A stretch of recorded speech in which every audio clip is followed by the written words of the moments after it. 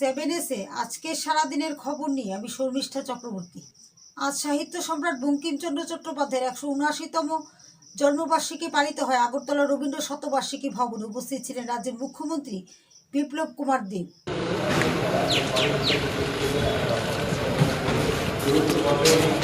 সম্রাট বঙ্কিমচন্দ্র চট্টোপাধ্যায়ের যে প্রতিকৃতি রয়েছে সেখানে বাধা আর দাঁত তো করে আগে তো দাঁড়িয়ে না তো তোমরা ডিস্টার্ব করলে মনে রাখ দিও তা করো আরে দাও তো ঠিক আছে না ঠিক আছে দাও দাও দাও তো ঠিক আছে তুমি ঠিক আছে এই যে ডিস্টার্ব করে রাখ দিও আমারে এত হাত করতে দেবাশিস তুই ওটা দেবাশিস হ্যাঁ ওইসে শাস্ত্রী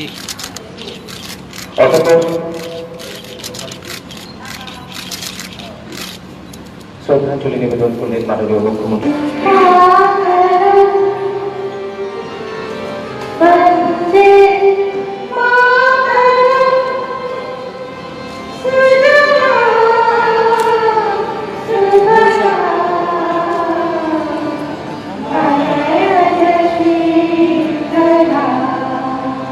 আজ লেফুঙ্গাহারডি ব্লক এলাকায় সিপাহীপাড়া ও রাজঘাট এডিসি ভিলেজের ৯৮টি পরিবারে ৩৩২ জন ভোটার সিপিআইএম দল ত্যাগ করে বিজেপিতে যোগদান করে।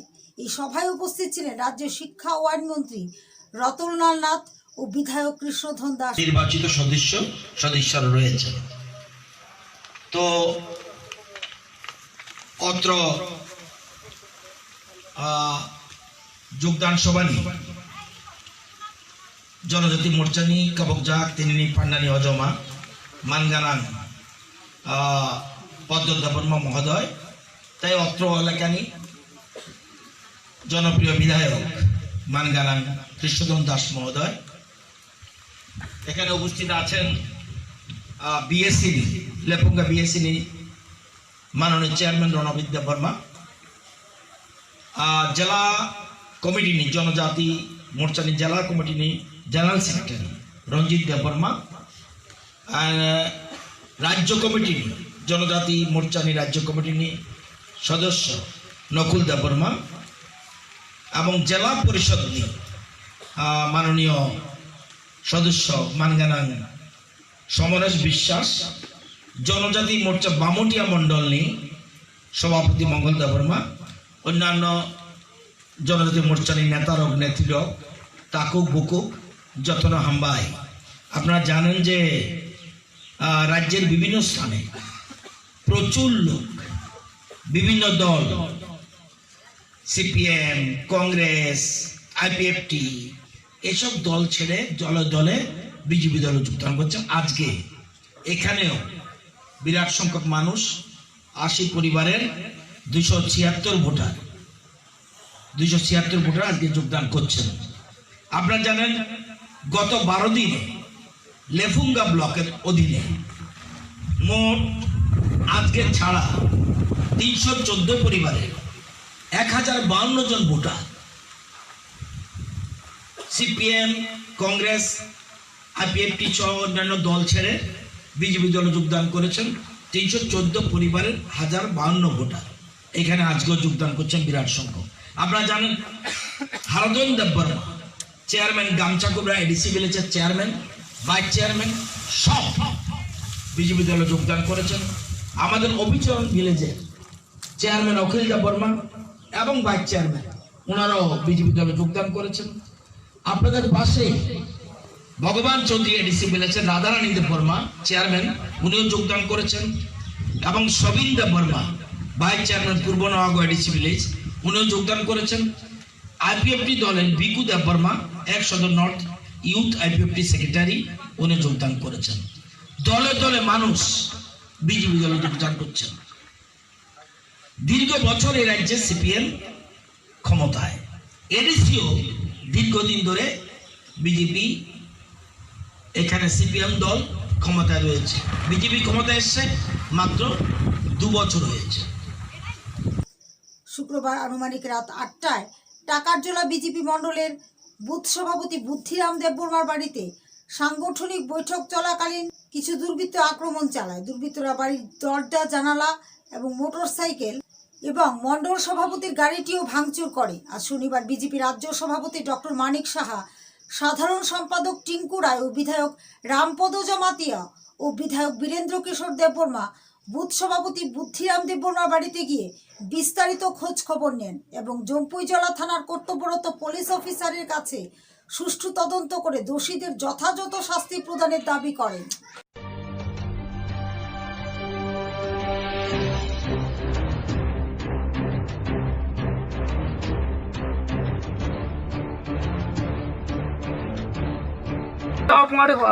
আপনারা অ্যাকশন লোন, এই তিনজন তো আপনারা অ্যারেস্ট করতেই দিব, নাহলে আমরা ডেলি আমু এরাস না বলে আমরা সবাই দিন বেদম তাইয়ারের দরজা রেজাল্ট আইতো না, আমরা ডেলি আমু ডেলি।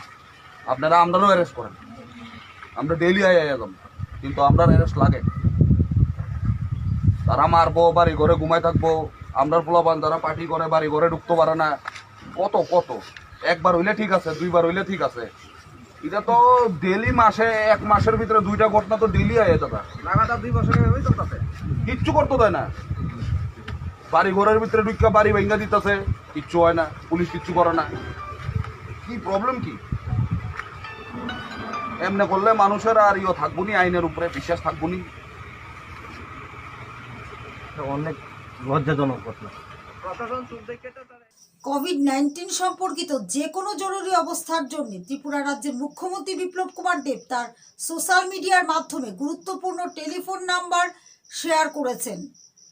গোমতী ও সাউথ জেলার জন্য 6033155822, ধলাই ও খোয়াই জেলার জন্য 6033061752, পশ্চিম ও সিপাহীজলা 6033224812, উত্তর ও ঊনকোটি জেলার জন্য 8414969592। শ্রী দেব বলেন, ত্রিপুরা সরকার সকলকে সাহায্য করার জন্য প্রতিশ্রুতিবদ্ধ এবং প্রত্যেকের সুরক্ষা নিশ্চিত করতে 24 ঘন্টা কাজ করে যাচ্ছেন। শনিবার আগরতলা স্কাইলার্ক ক্লাবের উদ্যোগে রক্তদান শিবির হয়। এই রক্তদান শিবিরে উপস্থিত ছিলেন রাজ্য শিক্ষা ও আইন মন্ত্রী রতনলাল নাথ।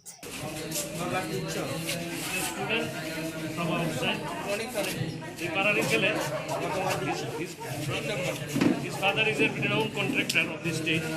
আমাদের ম্যাডাম তাদের কন্ট্রাক্ট যেটা বানাইতেছে his son.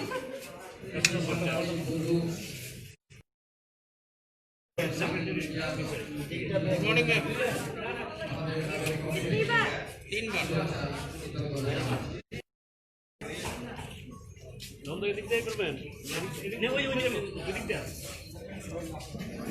আগে আমাদের জানেন, আমাদের রাজ্যে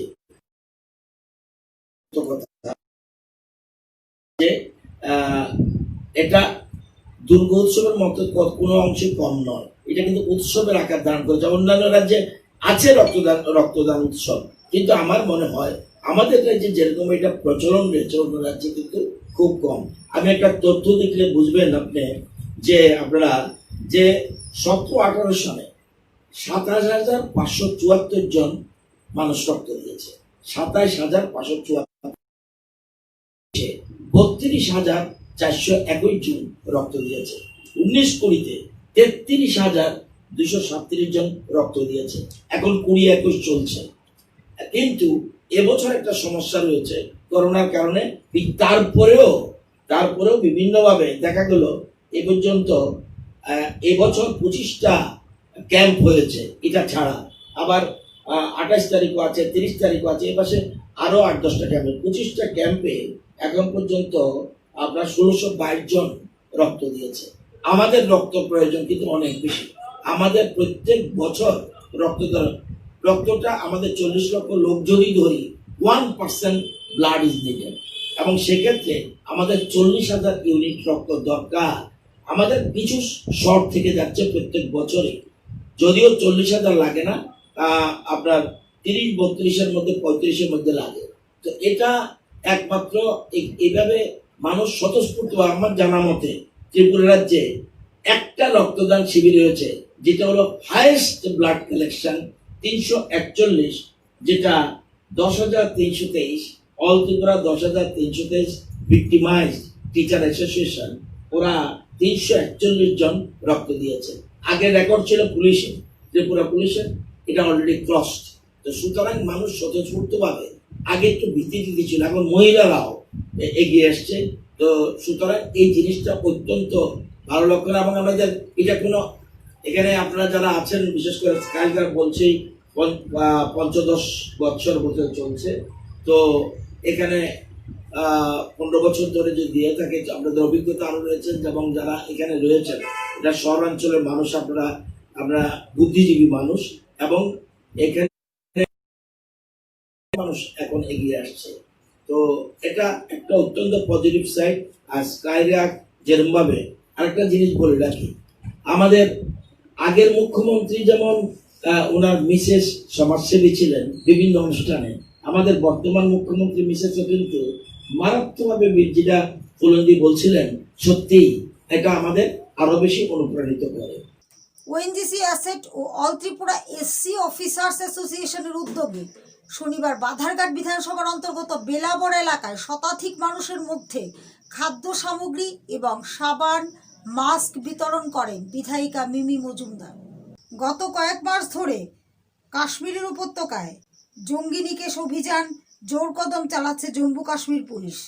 চলতি মাসে 1 ডজন এনকাউন্টারে কাশ্মীরে খতম করা হয়েছে 35 জনেরও বেশি জঙ্গিকে। প্রতিদিনই সন্ত্রাসী নিধনে একটা করে অভিযান চালাচ্ছে পুলিশ। গত মঙ্গলবার পুলওয়ামায় মারা যায় 2 জঙ্গি, শহীদ হন এক সিআরপিএফ জওয়ান। রবিবার শ্রীনগরে খতম করা হয় 3 জঙ্গিকে। চলতি বছরে শতাধিক জঙ্গি মারা গিয়েছে কাশ্মীরে। 30 বছর পর জঙ্গিমুক্ত হলো দক্ষিণ কাশ্মীরের ত্রাল। শুক্রবার হিজবুল মুজাহিদিনের 3 সন্ত্রাসবাদীকে খতম করে জম্মু কাশ্মীর পুলিশ দাবি করেন 3 জঙ্গি মারা যাওয়ার 3 দশক পরে ত্রালে হিজবুলের আর অস্তিত্ব থাকলো না। সাংবাদিক বৈঠকে জম্মু কাশ্মীর পুলিশের ডিজি দিলবাগ সিং বলেন, সফল ধারাবাহিক অভিযান চলছে। বেশিরভাগ অভিযানই একদম ঠিকঠাক হয়েছে। জঙ্গিদের মারতে ভালো লাগে না, কিন্তু কেউ বন্দুক হাতে তুলে নিলে সাধারণ মানুষের জন্য বিপদ হয়ে ওঠে, সেটা অস্বীকার করতে পারি না। এটা বলতে পারি, জঙ্গি দলে নতুন নিয়োগ অনেকখানি কমে গিয়েছে। লাদাখে চীনের কাছে আত্মসমর্পণ করেছে Modi.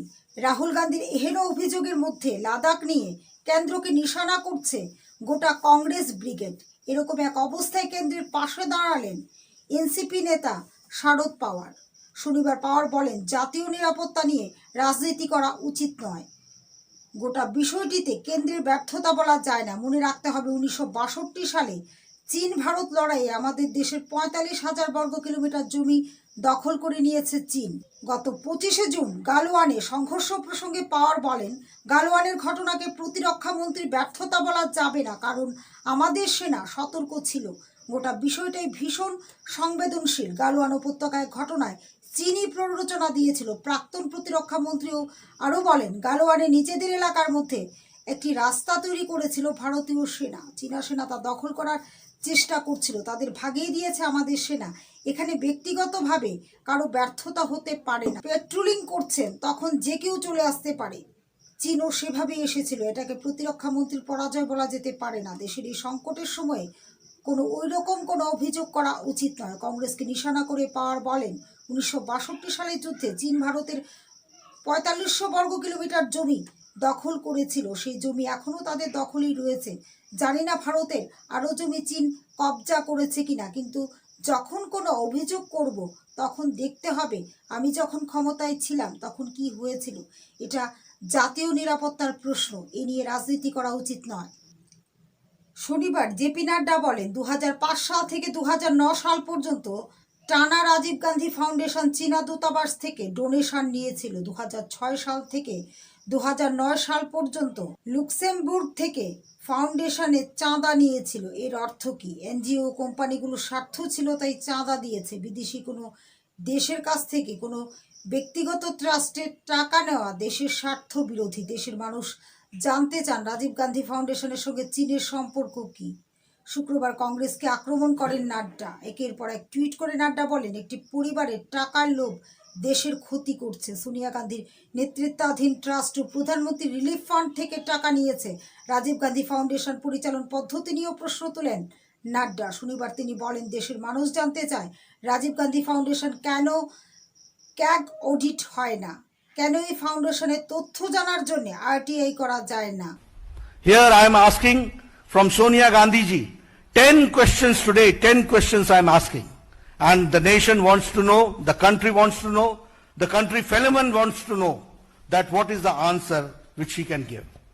First question is that countries like China has donated through Chinese embassy to Rajiv Gandhi Foundation from 2005 to 2009. आज सुबह मुझे बताया गया कि एक ही बार लिया है. It is a continuous flow of money from Rajiv Gandhi Foundation, from Communist Party of China, from the Chinese government through Chinese embassy. Not only this, the tax havens of Luxembourg donated Rajiv Gandhi Foundation every year between 2006 to 2009. Now you can understand Luxembourg, the tax havens, जहां हवाला में हवाला होता है, ऐसी जगह से Rajiv Gandhi foundation को पैसा मिलना यह किस बात को इंगित करता है? The same way NGOs and companies who had deep commercial interests, they have donated money to Rajiv Gandhi Foundation. देश जानना चाहता है, first of all, it's a shame. It's a sacrifice of the national interest by accepting money from foreign powers in personal trust. This is what I would like to say straight and forward. That it is a shame sacrificing the national interest by accepting money from foreign powers in personal trust. And the country wants to know what conspired between Rajiv Gandhi Foundation and the government of Chinese embassy, government of China. This is the first question which I would like to raise. The second question is कि एक बहुत जल्दी थी. There was tremendous hurry to enter into the East Asia FTA, जिसको हमने बाद में RCEP के नाम से जाना, Regional Comprehensive Economic Partnership.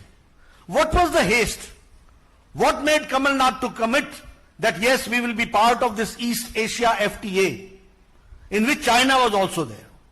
यह प्रश्न देश जानना चाहता है और यहीं पर नहीं रुकता है.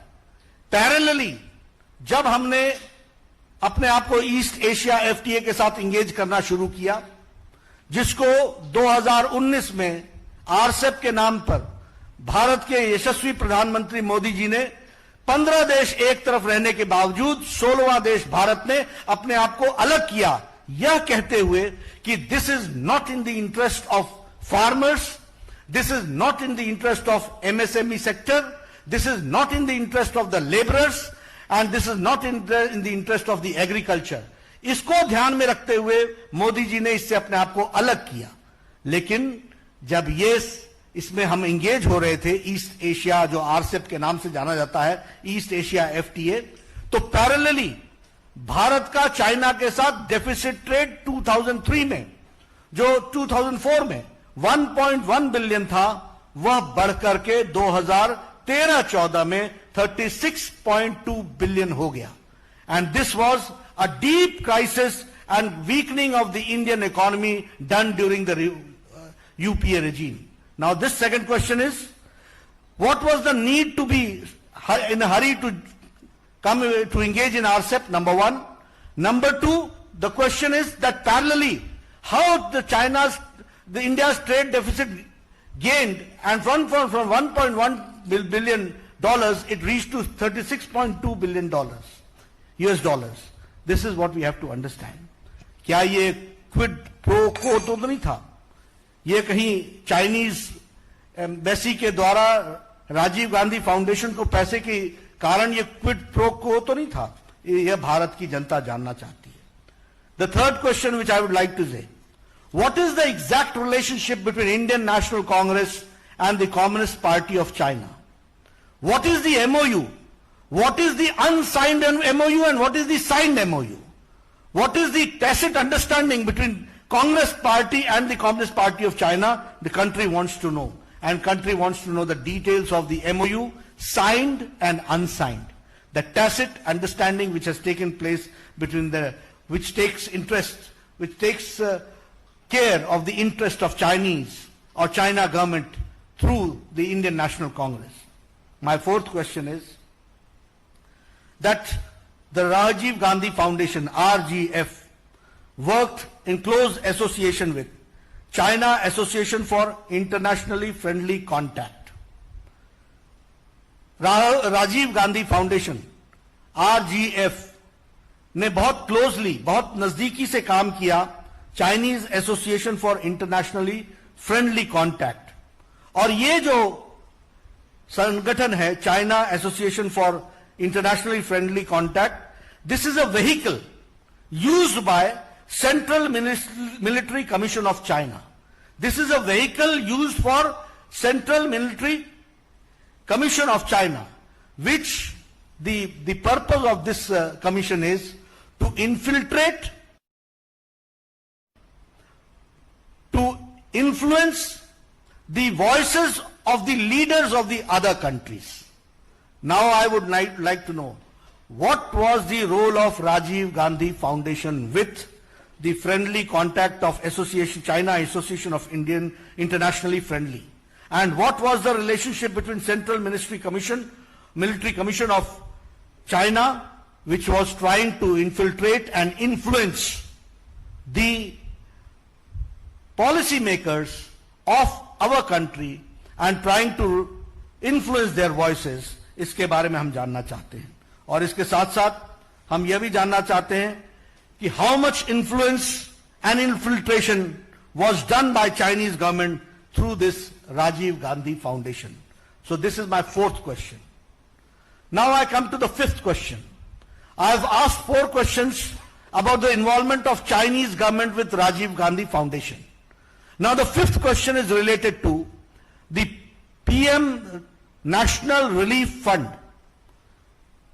The country would like to know कि प्रधानमंत्री नेशनल रिलीफ फंड जो लोगों की सेवा करने के लिए है, जो लोगों के हार्ड अर्न मनी है, जो लोगों की राहत पहुंचाने के लिए है, जो प्रधानमंत्री के माध्यम से जनता जनार्दन की सेवा के लिए है, उसमें से 2005 से लेकर 2008 तक राजीव गांधी फाउंडेशन को पैसा क्यों गया? Why the money was diverted from PM National Relief Fund from 2005 to 2008 to Rajiv Gandhi Foundation? This is the question which the country and my country fellow men wants to know. हमारे देशभक्त जानना चाहते हैं. हमारे देश की जनता जिन्होंने पूरी ताकत के साथ प्रधानमंत्री नेशनल रिलीफ फंड को मजबूती प्रदान की, हार्ड अर्न मनी दिया, वह उसका पैसा को राजीव गांधी फाउंडेशन में क्यों डाइवर्ट किया गया?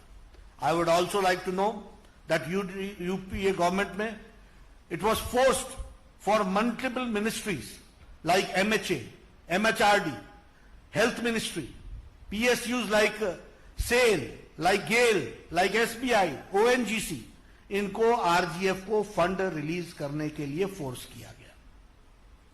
मैं ये जानना चाहता हूं कि ये लोगों का hard earn money, my fifth question is the hard earned money of the people, why it was transferred and diverted to Rajiv Gandhi Foundation, which is a personal trust. What intention was there? इसमें intent क्या था? यह देश की जनता जानना चाहती. कारण क्या था? किस लिए दिया गया? यह सरकार, मनमोहन सिंह की सरकार, यह राजीव गांधी फाउंडेशन की सेवा के लिए लगी हुई थी या गरीब जनता की सेवा के लिए लगी हुई थी? सोनिया गांधी जी के इंटरेस्ट को वॉच करने के लिए लगी थी या गरीब जनता की सेवा के लिए लगी थी? यह विषय हमको जानने की जरूरत है और यह देश भी जानना चाहता है. Rajiv Gandhi Foundation took hefty donations from major Indian corporates और लोगों के लिए गरीबी का नारा लगाते रहे. The rhetoric was about poor people, गरीबी के बारे में बोलते रहे, लेकिन कॉर्पोरेट्स के साथ बड़े डोनेशंस लिए गए और बड़े डोनेशंस के जगह पर हेफ्टी कॉन्ट्रैक्ट्स दिए गए और यह था क्विड प्रो को. इसको कहते हैं क्विड प्रो को. एक तरफ से पैसे लिए गए और उसी माध्यम से, उनके इन्फ्लुएंस से हेफ्टी डोनेशंस भी लिए गए और हेफ्टी कॉन्ट्रैक्ट्स भी दिए गए. यह मेरा छठा प्रश्न है.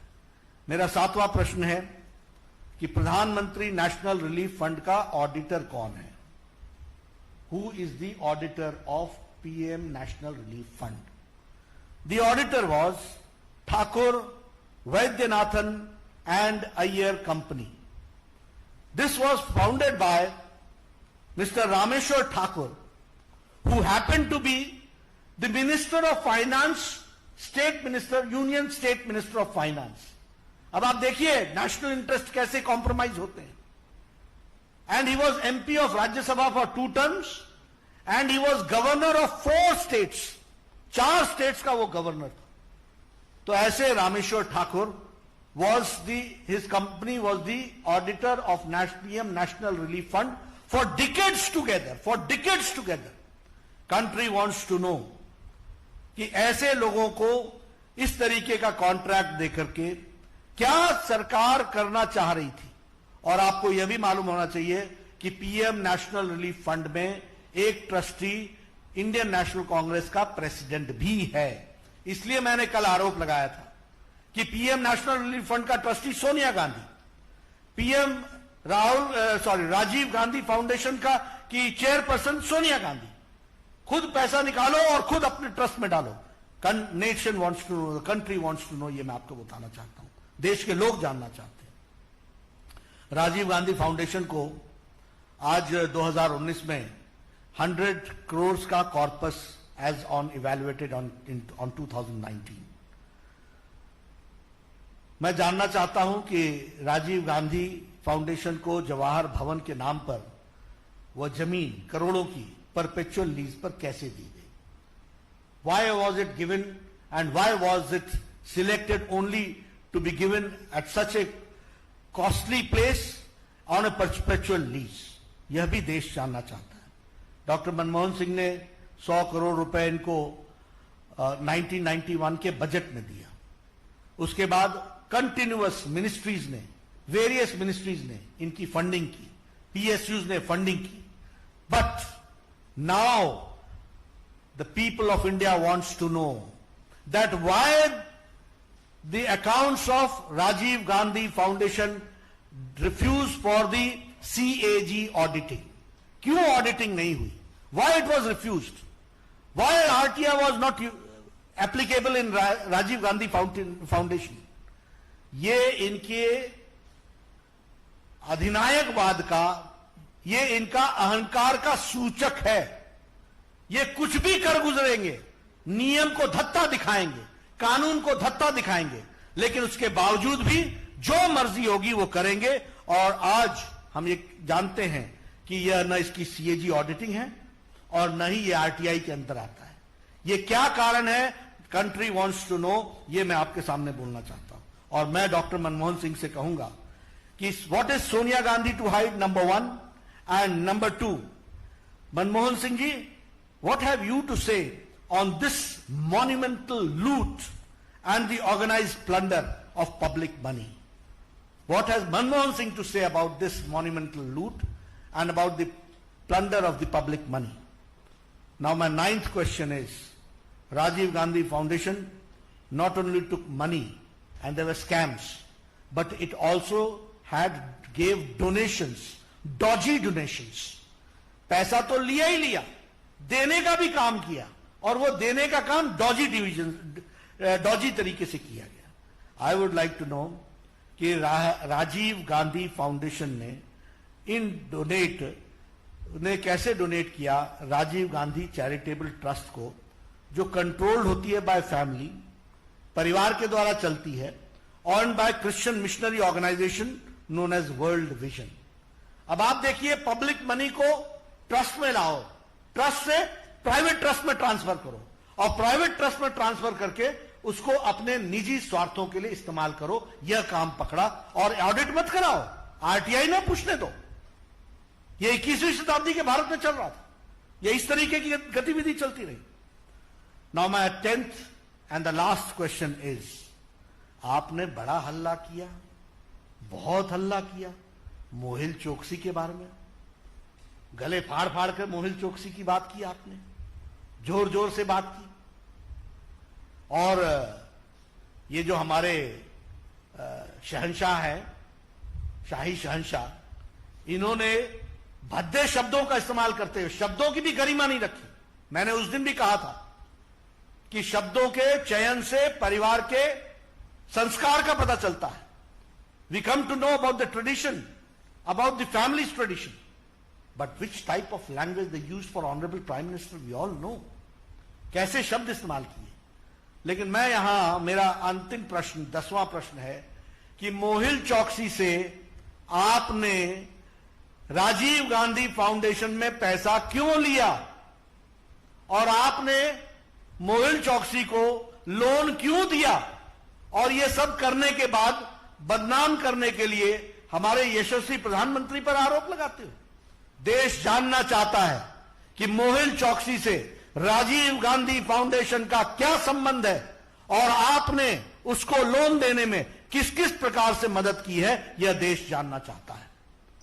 আজকের বিশেষ বিশেষ খবর এখানেই শেষ হলো। নমস্কার।